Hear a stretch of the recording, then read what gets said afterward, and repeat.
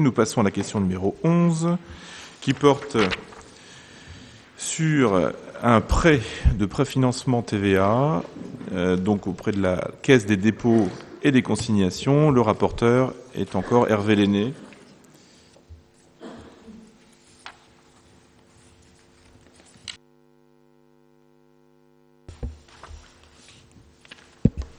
Pour accompagner les mesures de soutien à l'investissement des collectivités territoriales, la Caisse des dépôts propose un dispositif de préfinancement à taux zéro permettant d'anticiper partiellement le remboursement du fonds de compensation de la TVA.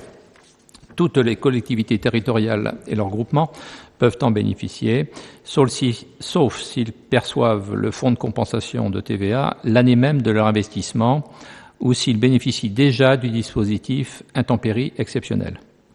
La durée du prêt peut s'étendre jusqu'à 29 mois en fonction de la date de souscription et du régime fonds de compensation TVA. Le montant du prêt à taux zéro est calculé sur la base des dépenses réelles inscrites au budget principal 2015, les règles de calcul ayant été fixées par les pouvoirs publics. Chaque demande de préfinancement acceptée fera l'objet d'un contrat de prêt qui sera adressé à la collectivité dans les semaines qui suivent la réception de l'accord de financement de la Caisse des dépôts. Ainsi, pour la ville d'Avranches, il est donc possible d'obtenir une somme de 291 000 €, remboursable par moitié, la première moitié en décembre 2017 et la seconde en avril 2018.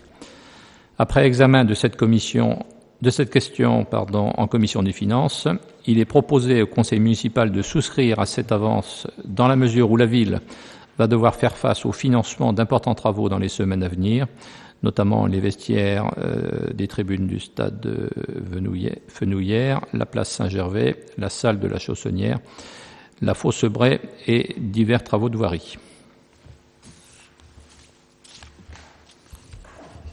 Merci. Y a-t-il des questions, des remarques sur ce prêt de la Caisse des dépôts et consignations qui permet d'anticiper, vous l'avez compris, le retour de TVA sur nos travaux d'investissement? Pas de questions, de remarques? Très bien. Donc je mets au vote cette question numéro 11. Y a-t-il des votes contre? Des abstentions? Aucun. Donc à l'unanimité, nous adoptons cette question numéro 11.